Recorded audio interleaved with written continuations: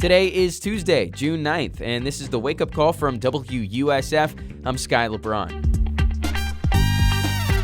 Today, you're going to get a quick rundown on how federal cuts to rental programs could affect local low-income housing, plus a couple events to try out tonight. But let's start things off, as always, with the news headlines.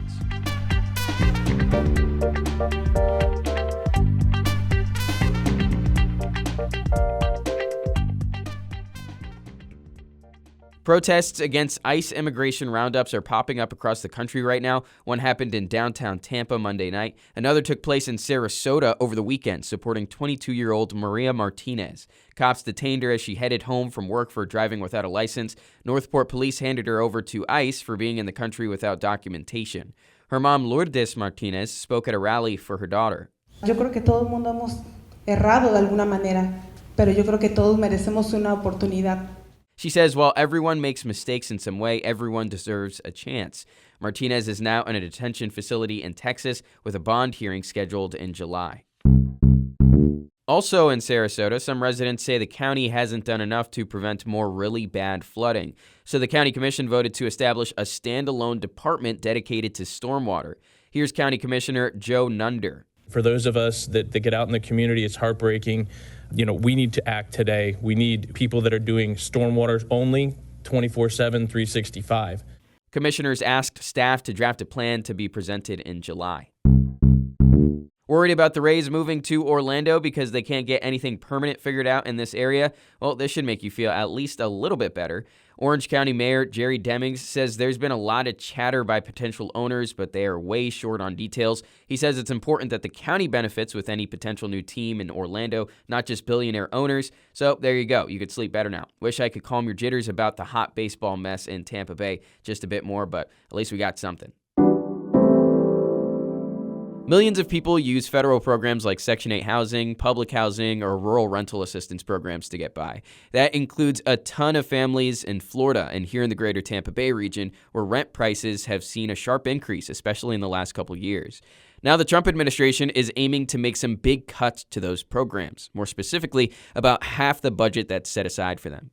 WUSF's Gabriella Paul covers the paycheck-to-paycheck beat, and she actually went out to a landlord summit in St. Pete to talk to them about this exact subject. So, Gabby, why should people care about what landlords have to say in this situation? So housing assistance, like Section 8 vouchers, they help renters afford to live in apartments or rental houses, but they also help landlords. So landlords actually rely on the money, the subsidies that come from the federal government from these programs to help pay their rent.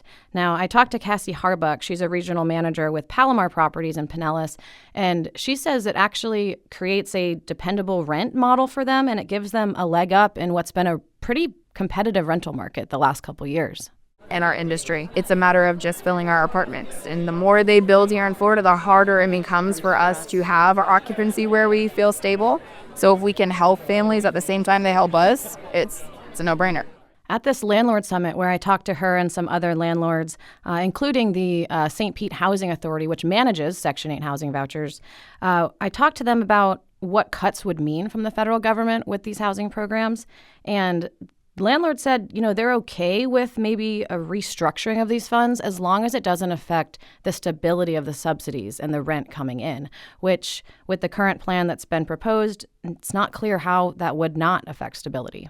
If you want to hear more or read more about this subject, you can right now at WUSF.org. Gabby, thank you for the time. Thank you. If your Tuesday evening schedule is open, here's some options for you. At Curtis Hickson Waterfront Park, the Tampa Metropolitan YMCA hosts free Zumba classes every Tuesday for the price of free $99. Good way to get some activity in and catch some nice evening views. It's outside, so plan for that. I don't want you to faint in the middle of your Latin-inspired workout. The Green at the University Town Center Sarasota is hosting Barks and Brews tonight, where the star attraction is adoptable dogs, a truly dangerous combo, beer and cute dogs you could take home. You could also bring your own dog on a leash. There's live music. Could be just a chill night, or you may meet and bring home your best friend for the next 15 years. And if you happen to drive a Jeep, you might already know about Tuesday Jeep Nights at Tiki Tim's Pub and Grill in St. Pete. You get a discount on food, maybe a duck trophy. Now I know why I keep seeing those Jeep dashboards littered with the little duckies. Seems like a good time if you're cool enough to have a Jeep. Let me ride with you if you do, please. And that's the wake-up call from WUSF. Go be great on this Tuesday. You already make it look easy. Just a quick note to subscribe to the podcast. Follow it on your favorite podcast app. You can also listen to it right on the WUSF.org homepage. It updates every morning. We'll be back with a brand spanking new wake-up call Wednesday morning. Catch you at 7 o'clock.